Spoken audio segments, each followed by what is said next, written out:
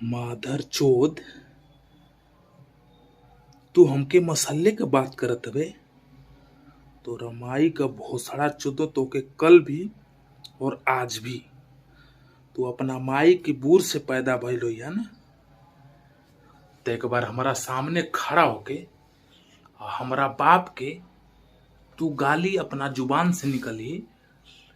जुबान निकलने से पहले तोर मार के थोबड़ा ऐसन भरता बना दे ना, तो हमारा सामने खड़ा होते ही तोर मुंह निकाल दे। तो के समझ ना आ कि पूछा था लेना बड़की बहन से कि कौनों के मरले है। तो हमारा माई के भोसड़ा चोदो, तू वो से ना जैसे तोहार बनत है ना, तू उसे पूछ लिया।